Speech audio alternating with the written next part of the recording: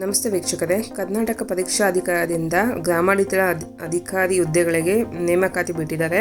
ಸಡಿಲಿಕೆ ಬಿಡಲಾಗಿದೆ. ಏಕೆಂದರೆ ಇದು ಲಾಸ್ಟ್ 2 ಮಂತ್ಸ್ ಬ್ಯಾಕೆ ಇದು ಬಿಟ್ಟಿದ್ದು ಆನ್ಲೈನಲ್ಲಿ ಅಪ್ಲೈ ಮಾಡೋದು. ಯಾರೆಲ್ಲ ಅದು ಮಿಸ್ ಆಗಿತ್ತು ಇವಾಗ ಅಪ್ಲೈ ಮಾಡ್ಬೋದು. ಲಾಸ್ಟ್ ಡೇಟ್ ಬಂದು 28/9/2024 ಈ ತಿಂಗಳು 28ನೇ ತಾರೀಕು ಲಾಸ್ಟ್ ಡೇಟ್ ಇದೆ ಆನ್ಲೈನಲ್ಲಿ ನಿಮ್ಮ ಅರ್ಜಿ ಸಲ್ಲಿಸಲು. ಮತ್ತು ಫೀಸ್ ಪಾವತಿ ಮಾಡಲು ಕೂಡ 29/9/2024 ಲಾಸ್ಟ್ ಡೇಟ್ ಆಗಿದೆ. ಯಾರೆಲ್ಲ ಮಾಡಿಲ್ವೋ ಪ್ಲೀಸ್ ಮಾಡಿ ಅಂತ ಕೇಳ್ತಾ, ಇದು ಬಂದು ನೋಡ್ತಾ ಇರಲ್ಲ ಇಲ್ಲಿ ಮೇಲ್ಗಡೆ ಗೌರ್ಮೆಂಟಿಂದ ಸರ್ಕಾರ ಹೊರಡಿಸಾಗಿರೋಂಥ ಲೆಟರ್. ಇದು ಗೌರ್ಮೆಂಟ್ ಸರ್ಕಾರದಿಂದ ಬಂದಿರೋಂಥ ಲೆಟರ್. ಇದು ಬನ್ನಿ ಇದನ್ನು ಆನ್ಲೈನಲ್ಲಿ ನೀವು ಹೇಗೆ ಅಪ್ಲೈ ಮಾಡೋದು ನಿಮ್ಮ ಮೊಬೈಲಲ್ಲೇ ಕೂಡ ಆರಾಮಾಗಿ ಮಾಡ್ಕೊಬೋದು. ನಿಮ್ಮ ಸಿಗ್ನೇಚರು ಮತ್ತು ನಿಮ್ಮ ಫೋಟೋ ಕ್ರಾಪ್ ಮಾಡಿಕೊಂಡು ಫೋಟೋ ಇಟ್ಕೊಂಡ್ರೆ ಸಾಕು. ಅದನ್ನು ಹೇಗೆ ಆನ್ಲೈನಲ್ಲಿ ಮಾಡೋದು ಅಂತ ತೋರಿಸ್ತೀನಿ. ಇಲ್ಲಿ ನೋಡ್ತಾ ಇಲ್ಲ. ನೆಕ್ಸ್ಟ್ ಬಂದು ಇಲ್ಲಿ ನಾವು ಸಬ್ಮಿಟ್ ಮಾಡೋವಂಥದ್ದು ಅಪ್ಲಿಕೇಶನ್ ಹಾಕೋವಂಥದ್ದು ಗೌರ್ಮೆಂಟ್ ಕಂದಾಯ ಇಲಾಖೆಗೆ ಅಪ್ಲಿಕೇಶನ್ ಹಾಕೋವಂಥ ಲಿಂಕ್. ಇದು ಲಿಂಕ್ನ ಡಿಸ್ಕ್ರಿಪ್ಷನ್ ಹಾಕಿರ್ತೀನಿ, ಹೋಗಿ ಅದ್ರ ಮೇಲೆ ಕ್ಲಿಕ್ ಮಾಡಿದ್ರೆ ಈ ವೆಬ್ಸೈಟ್ಗೆ ಹೋಗುತ್ತೆ.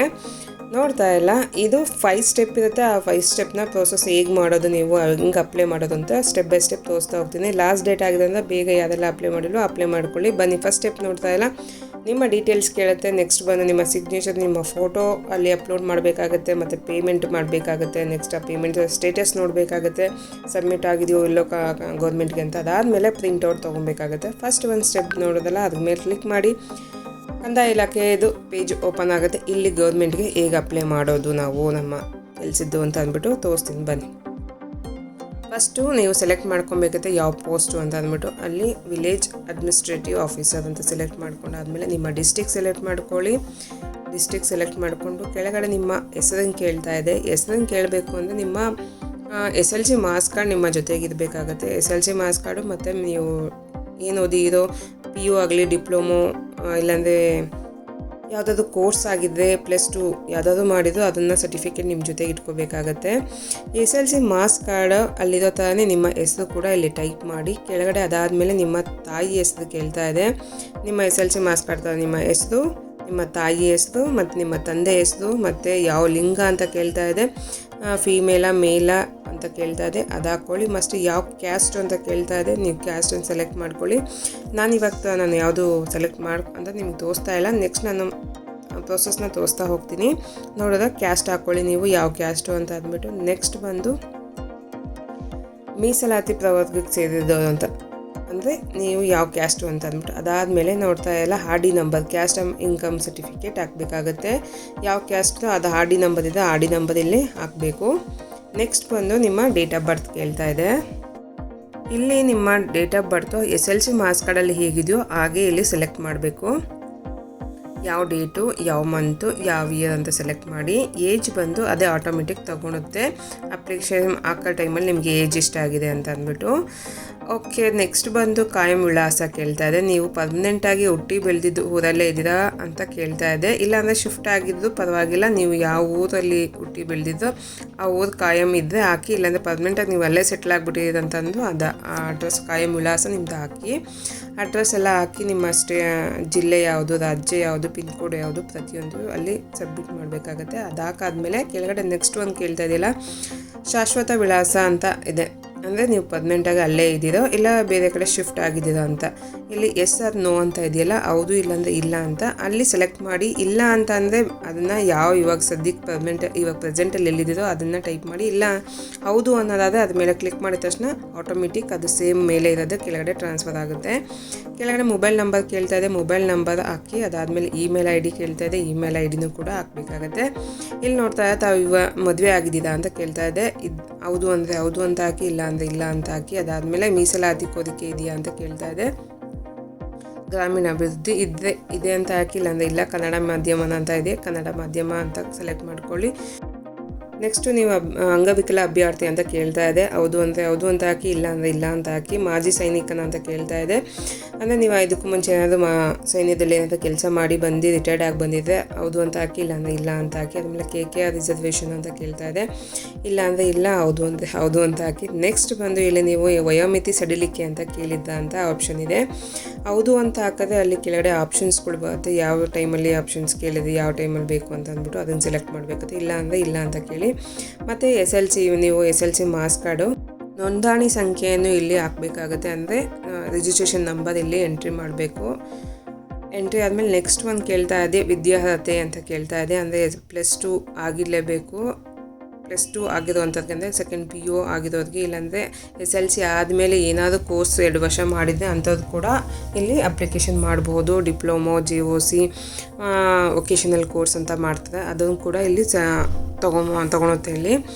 ಅದಾದಮೇಲೆ ಪರ್ಸೆಂಟೇಜ್ ಕೇಳ್ತಾ ಇದೆ, ಇಲ್ಲಾಂದರೆ CGPA ಅಂತ ಕೇಳ್ತಾ ಇದೆ. ನೀವು ಪರ್ಸೆಂಟೇಜ್ ಆದರೆ ಪರ್ಸೆಂಟೇಜ್ ಕ್ಲಿಕ್ ಮಾಡಿ, ಇಲ್ಲ CGPA ಅಂದರೆ CGPA ಮಾಡಿ.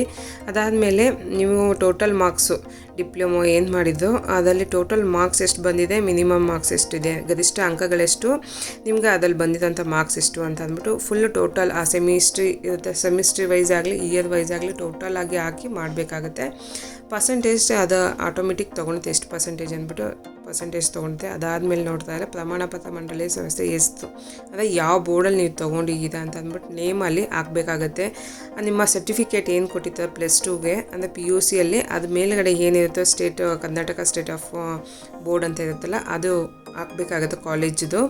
ಅದಾದಮೇಲೆ ನೆಕ್ಸ್ಟ್ ಬಂದು ನೀವು ಯಾವ ಸ್ಟೇಟ್ ಇಲ್ಲ ಸೆಂಟ್ರಲ್ ಗೌರ್ಮೆಂಟಿಂದ ನೀವು ಸರ್ವಿಸಲ್ಲಿದ್ದೀರಾ ಅಂತ ಕೇಳ್ತಾ ಇದೆ. ಅಂದರೆ ರಾಜ್ಯ ಎಲ್ಲ ಕೇಂದ್ರ ಸರ್ಕಾರದಿಂದ ಸೇವೆಯಲ್ಲಿದ್ದೀರಾ ಅಂತ ಕೇಳ್ತಾ ಇದೆ.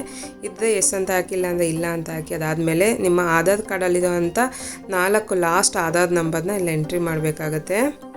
ನೆಕ್ಸ್ಟ್ ಎಕ್ಸಾಮ್ ಸೆಂಟ್ರ್ ನಿಮಗೆ ಎಲ್ಲಿ ಬೇಕು ಅಂತ ಅಂದ್ಬಿಟ್ಟು ಆಯ್ಕೆ ಮಾಡ್ಕೊಬೇಕು. ಅದಾದಮೇಲೆ ನಿಮಗೆ ಆ್ಯನ್ಯುವಲ್ ಎಷ್ಟು ಬರುತ್ತೆ, ನಿಮಗೆ ಇನ್ಕಮ್ ಎಷ್ಟಿದೆ ಅಂತ ಅಂದ್ಬಿಟ್ಟು ಆ್ಯನ್ಯುವಲ್ ಇನ್ಕಮ್ ಹಾಕಿ ಕೆಳಗಡೆ ಬಾಕ್ಸ್ ಇದೆಯಲ್ಲ ಕ್ಲಿಕ್ ಮಾಡಬೇಕಾಗುತ್ತೆ. ಒಂದ್ಸಲಿ ಮೇಲೆಯಿಂದ ಕೆಳಗಡೆ ಒಂದ್ಸಲಿ ವೆರಿಫೈ ಮಾಡ್ಕೊಂಬಿಡಿ, ನೀವು ಡೀಟೇಲ್ಸ್ ಎಲ್ಲ ಕರೆಕ್ಟಾಗಿದೆಯೋ ಇಲ್ವೋ ಅಂತ ಅಂದ್ಬಿಟ್ಟು ಮೇಲೆ ಎಲ್ಲ ಫುಲ್ ಕರೆಕ್ಟಾಗಿ ಚೆಕ್ ಮಾಡಿಕೊಂಡು ಮತ್ತು ಆಮೇಲೆ ಪ್ರಿವ್ಯೂ ಅಂತ ಕೊಡಿ. ಪ್ರಿವ್ಯೂ ಅಂತ ಕೊಟ್ಟರೆ ನಿಮ್ಮ ಡೀಟೇಲ್ಸ್ ಎಲ್ಲ ಕೂಡ ಇಲ್ಲಿ ಶೋ ಆಗುತ್ತೆ. ನೀವು ಫಿಲ್ ಮಾಡಿರೋದೆಲ್ಲ ಇಲ್ಲಿ ತೋರಿಸ್ತಾ ಇದೆಯಲ್ಲ, ಇಲ್ಲಿ ಕೆಳಗಡೆ ಎಲ್ಲ ಕರೆಕ್ಟಾಗಿದೆಯಲ್ಲ ಒಂದ್ಸಲಿ ಚೆಕ್ ಮಾಡಿಕೊಂಡು ಕೆಳಗಡೆ ಮತ್ತೆ ಅಲ್ಲಿ ಇದು ಕೇಳ್ತಾ ಇದೆ ಫೀಸ್ ಎಷ್ಟು ಕಟ್ಟಬೇಕು ಅಂತಲೂ ಕೂಡ ಅಲ್ಲಿದೆ. ಅದಾದಮೇಲೆ ಅಲ್ಲಿ ಕ್ಯಾಪ್ಚರ್ ಇದೆ, ಆ ಕ್ಯಾಪ್ಚರ್ನ ಎಂಟ್ರಿ ಮಾಡಿ ಸೇವ್ ಅಂತ ಕೊಡಬೇಕು. ಎಡಿಟಿಂಗ್ ಇದೆ, ಎಡಿಟಿಂಗ್ ಹೋಗಬೇಕಾಗತ್ತೆ, ಇಲ್ಲ ಅಂದರೆ ಕ್ಯಾಪ್ಚರ್ ಹಾಕ್ಬಿಟ್ಟು ಸೇವ್ ಕೊಡಬೇಕಾಗತ್ತೆ. ಸೇವ್ ಕೊಟ್ಟಿದ ತಕ್ಷಣ ನಿಮ್ಮ ಫೈಲ್ ಸಬ್ಮಿಟ್ ಆಗುತ್ತೆ. ನೆಕ್ಸ್ಟ್ ನೋಡ್ತಾ ಇದ್ದಲ್ಲ registered successfully and your application ID is ಅಂತ ಅಂದ್ಬಿಟ್ಟು ಬಂದಿದೆ. Please note down for your future reference ಅಂತ ಇದೆ. ಅದನ್ನು ನಿಮ್ಮ ID ನಂಬರ್ನ ಬರ್ಕೊಂಬಿಡಿ, ಇಲ್ಲಾಂದ್ರೆ ಫೋಟೋ ತೊಗೊಂಡು ಇಟ್ಕೊಳ್ಳಿ. ಅದು ನೆಕ್ಸ್ಟ್ ಪ್ರೋಸೆಸ್ಗೆ ಫೋಟೋ ಎಲ್ಲ ಅಪ್ಲೋಡ್ ಮಾಡಬೇಕಲ್ಲ, ಈ ID ಬೇಕು, ಇದು ಇಂಪಾರ್ಟೆಂಟ್ ಇದೆ. ಅದನ್ನ ಬರ್ಕೊಂಬಿಡಿ, ಇಲ್ಲಾಂದರೆ ಫೋಟೋ ತೆಗೆದಿಟ್ಕೊಂಡು ಹೋಮ್ ಮೇಲೆ ಕ್ಲಿಕ್ ಮಾಡಿ. ಇಷ್ಟು ಪ್ರೋಸೆಸ್ ಆದಮೇಲೆ ನೆಕ್ಸ್ಟು ನಿಮಗೆ ಪೇಜಿಗೆ ಬಂದಮೇಲೆ ಸೆಲೆಕ್ಟ್ ಮಾಡ್ಕೊಳ್ಳಿ. ಸೆಕೆಂಡ್ ಒಂದು ಆಪ್ಷನ್ ಸೆಲೆಕ್ಟ್ ಮಾಡಿ, ನಿಮ್ಮ ಫೋಟೋ ಮತ್ತು ನಿಮ್ಮ ಸಿಗ್ನೇಚರ್ ಸೆಲೆಕ್ಟ್ ಮಾಡಿದ್ರೆ ನೋಡಿದ್ರೆ ನೆಕ್ಸ್ಟ್ ಈ ಪೇಜ್ ಓಪನ್ ಆಗಿದೆಯಲ್ಲ, ಇಲ್ಲಿ ನಿಮಗೆ ಏನು ID ನಿಮಗೆ ಬಂದಿತ್ತು ರಿಜಿಸ್ಟ್ರೇಷನ್ ಆದಮೇಲೆ ಸಕ್ಸಸ್ಫುಲ್ ಆದಮೇಲೆ ಆ ID ನಂಬರ್ನ ಇಲ್ಲಿ ಎಂಟ್ರಿ ಮಾಡಿ ಕೆಳಗಡೆ ನಿಮ್ಮ ಡೇಟ್ ಆಫ್ ಬರ್ತ್ ಹೇಗೆ ಕೊಟ್ಟಿದ್ದೋ ಅದನ್ನು ಡೇಟ್ ಆಫ್ ಬರ್ತ್ನ ಇಲ್ಲ ಸೆಲೆಕ್ಟ್ ಮಾಡಬೇಕಾಗತ್ತೆ. ಸೆಲೆಕ್ಟ್ ಮಾಡಿ ಸಬ್ಮಿಟ್ ಮಾಡಬೇಕು. ಇಲ್ಲಿ ಅಪ್ಲೋಡ್ ಇರೋದು ಫೋಟೋ ಆ್ಯಂಡ್ ಸಿಗ್ನೇಚರ್ ಅಂತ ಬಂತಲ್ವಾ, ನಿಮ್ಮ ID ಎಲ್ಲ ತೋರಿಸ್ತಾ ಇರುತ್ತೆ. ನಿಮ್ಮ ID ಮತ್ತು ನಿಮ್ಮ ಹೆಸರು ಡೇಟ್ ಆಫ್ ಬರ್ತ್ ತೋರಿಸುತ್ತೆ. ಕೆಳಗಡೆ ನಿಮ್ಮ ಫೋಟೋ ಸೈಜ್ ಯಾವ ಸೈಜಲ್ಲಿ ಇರಬೇಕು ಅಂತ ಕೂಡ ಅಲ್ಲಿ ಸೈಜ್ ಕೊಟ್ಟಿದ್ದಾರೆ.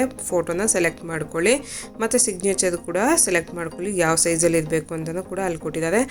ಅದು ಆದಮೇಲೆ ಪಕ್ಕದಲ್ಲೇ ಅಪ್ಲೋಡ್ ಅಂತ ಇರುತ್ತೆ ನೋಡಿ, ಸಿಗ್ನೇಚರ್ ಅಪ್ಲೋಡು, ಫೋಟೋ ಅಪ್ಲೋಡ್ ಅಂತ ಇರುತ್ತಲ್ಲ, ಅದ್ರ ಮೇಲೆ ಕ್ಲಿಕ್ ಮಾಡಿದ್ರೆ ನಿಮ್ಮ ಫೋಟೋ ಮತ್ತು ಸಿಗ್ನೇಚರ್ ತೋರಿಸುತ್ತೆ. ಅದಾದಮೇಲೆ ಸೇವ್ ಅಂತ ಕೊಡಿ. ಸೇವ್ ಅಂತ ಕೊಟ್ಟಿದ ತಕ್ಷಣ ನೋಡಿ ಇಲ್ಲಿ ನಿಮ್ಮ ಫೋಟೋ ಮತ್ತು ನಿಮ್ಮ ಸಿಗ್ನೇಚರ್ ಅಪ್ಲೋಡ್ ಆಯಿತು. ನೆಕ್ಸ್ಟ್ ಬಂದು ಥರ್ಡ್ ಪ್ರೋಸೆಸ್ ಫೀಸ್ ಹೇಗೆ ಕಟ್ಟೋದು ಅಂದ್ಬಿಟ್ಟು ನೆಕ್ಸ್ಟ್ ಪ್ರೋಸೆಸ್ಸು. ಅದ್ರ ಮೇಲೆ ಹೋಗಿ ಮತ್ತೆ ಇಲ್ಲಿ ನಿಮ್ಮ ID ನಂಬರ್ ಏನಿರುತ್ತೋ ID ನಂಬರ್ ಹಾಕಬೇಕಾಗತ್ತೆ. ಡೇಟ್ ಆಫ್ ಬರ್ತ್ ಸೆಲೆಕ್ಟ್ ಮಾಡಬೇಕಾಗತ್ತೆ. ಸೆಲೆಕ್ಟ್ ಮಾಡಿ ಇಲ್ಲಿ ಸಬ್ಮಿಟ್ ಕೊಡಬೇಕು. ಸಬ್ಮಿಟ್ ಮಾಡಿದ ತಕ್ಷಣ ನೆಕ್ಸ್ಟು ನಿಮಗೆ ಫೀಸ್ಗೆ ಹೋಗುತ್ತೆ ನೋಡಿದ್ದಲ್ಲ. ಫೀಸು QR ಕೋಡಲ್ಲೂ ಸೆಲೆಕ್ಟ್ ಮಾಡ್ಕೊಬೋದು, ಇಲ್ಲಾಂದರೆ UPI ಮಾಡ್ಕೊಬೋದು, ಇಲ್ಲ ಇಂಟರ್ನೆಟ್ ಬ್ಯಾಂಕಿಂಗ್ ಕೂಡ ಮಾಡ್ಕೊಬೋದು. ನಾನು QR ಕೋಡ್ನ ಸೆಲೆಕ್ಟ್ ಮಾಡ್ಕೊಂಡಿದ್ದೀನಿ, ಭೀಮ್ UPI ಅಂತ ಅಂದ್ಬಿಟ್ಟು. ಎಷ್ಟು ಪೇಮೆಂಟ್ ಮಾಡೋದು ಅಂತ ಕೂಡ ಅಲ್ಲಿ ಕೆಳಗಡೆ ತೋರಿಸ್ತಾ ಇದೆ. ಅದ್ರ ಮೇಲೆ ಕ್ಲಿಕ್ ಮಾಡಿದ್ರೆ ಪೇಮೆಂಟ್ಗೆ ಹೋಗುತ್ತೆ.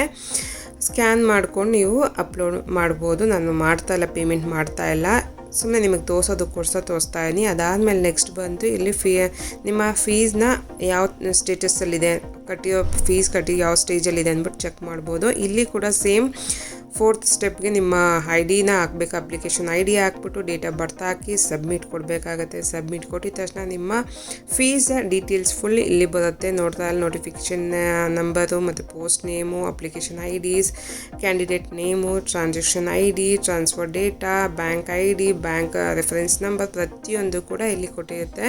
ಇದಾದಮೇಲೆ ಪ್ರಿಂಟ್ ಕೂಡ ತೊಗೊಬೋದು. ಕೆಳಗಡೆ ನಾನು ಯಾವುದೂ ಫೀಸ್ ಪೇ ಮಾಡಿಲ್ಲ, ನಿಮಗೆ ತೋರಿಸೋದಕ್ಕೋಸ್ಕರ ನೆಕ್ಸ್ಟ್ ತೋರಿಸ್ತಾ ಇದ್ದೀನಿ. ಈ ಥರ ಬರುತ್ತೆ. ಫೀಸ್ ಕಟ್ಟಿದೆ, ಯಾವ ಸ್ಟೇಜಲ್ಲಿ ಆಗಿದೆ ಅಂತ, ಆಗಿದೆ ಸಕ್ಸಸ್ಫುಲ್ ಅಂತ ಕೂಡ ಬರುತ್ತೆ. ಫೀಸ್ ಅಮೌಂಟ್ ತೋರಿಸ್ತಾ ಇದೆ. ಇದಾದಮೇಲೆ ಪ್ರಿಂಟ್ ಅಂತ ಕೊಡಿ, ಪ್ರಿಂಟ್ ಬರುತ್ತೆ. ಇಲ್ಲಾಂದರೆ ಹೋಮ್ಗೆ ಹೋಗಿ ನೆಕ್ಸ್ಟ್ ಪೇಜ್ ಹೋಮ್ಗೆ ಹೋಗಬೇಕು. ಹೋಮ್ ಆದಮೇಲೆ ನೋಡೋದಲ್ಲ, ಇಲ್ಲಿ ಪ್ರಿಂಟ್ ಅಪ್ಲಿಕೇಶನ್ ಅಂತ ಇದೆಯಲ್ಲ, ಇದ್ರ ಮೇಲೆ ಕ್ಲಿಕ್ ಮಾಡಬೇಕಾಗತ್ತೆ. ಇದ್ರ ಮೇಲೆ ಕ್ಲಿಕ್ ಮಾಡಿದ ತಕ್ಷಣ ನಿಮ್ಮ ಫೀಸು ಸಬ್ಮಿಟ್ ಆಗಿದ್ದರೆ ನಿಮಗೆ ಆರಾಮಾಗಿ ಪ್ರಿಂಟ್ಔಟ್ ತೊಗೊಬೋದು. ಇಲ್ಲಿ ಕೂಡ ನಿಮ್ಮ ID ನಂಬರ್ ಕೇಳುತ್ತೆ, ID ಮತ್ತು ಡೇಟ್ ಆಫ್ ಬರ್ತ್ ಹಾಕ್ಬಿಟ್ಟು ಸಬ್ಮಿಟ್ ಮಾಡಬೇಕು. ಇಲ್ಲಿ ನಿಮಗೆ ನಾನು ಯಾವುದೇ ಆದಂಥ ಫೀಸ್ ಕಟ್ಟಿಲ್ಲ, ಅದಕ್ಕೋಸ್ಕರ ನನಗೆ ಇಲ್ಲಿ ತೋರಿಸ್ತಾ ಇಲ್ಲ ಫೀಸ್ ಕಟ್ಟಿಲ್ಲ ನಿಮಗೆ ಅಂತ ತೋರಿಸ್ತದೆ, ಬಾಕಿ ಇದೆ ಅಂತ ಅಂದ್ಬಿಟ್ಟು. ನೀವು ಫೀಸ್ ಕಟ್ಟಿದರೆ ನಿಮಗೆ ಪ್ರತಿ ಡೀಟೇಲು ಕೂಡ ಅಪ್ಲಿಕೇಶನ್ ಪ್ರಿಂಟ್ ತೊಗೊಬೋದು. ಅಪ್ಲಿಕೇಶನ್ ನಂಬರ್ ಕೂಡ ಜನ್ರೇಟ್ ಆಗಿರುತ್ತೆ. ಅದು ನಿಮ್ಮ ಅಪ್ಲಿಕೇಶನ್ನು. ಯಾರೆಲ್ಲ ಅಪ್ಲೈ ಮಾಡಿಲ್ವೋ ಪ್ಲೀಸ್ ಹೋಗಿ ಈ ಥರ ಅಪ್ಲೈ ಮಾಡ್ಕೊಳ್ಳಿ, ನಿಮ್ಮ ಮೊಬೈಲಲ್ಲೇ ಆರಾಮಾಗಿ ಮಾಡ್ಕೊಬೋದು ಅಂತ ಅಂದ್ಬಿಟ್ಟು. ಎಕ್ಸಾಮ್ಗೆ ಯಾರಿಗೆಲ್ಲ ಯೂಸ್ ಆಗಲಿ ಅಂತ ಅಂದ್ಬಿಟ್ಟು ನಾನು ಈ ವಿಡಿಯೋ ಮಾಡಿದ್ದೀನಿ. ಯೂಸ್ ಆಗಿದ್ದರೆ ಲೈಕ್ ಮಾಡಿ, ಶೇರ್ ಮಾಡಿ. ಎಕ್ಸಾಮ್ ಬರೀತಾ ಇರೋ ಪ್ರತಿಯೊಬ್ಬ ಕ್ಯಾಂಡಿಡೇಟ್ಗೂ ನನ್ನ ಕಡೆಯಿಂದ ಆಲ್ ದ ಬೆಸ್ಟ್ ಹೇಳ್ತಾ ಸಿಗೋಣ ಹೊಸ ವಿಡಿಯೋದಲ್ಲಿ. ಬಾಯ್ ಬಾಯ್.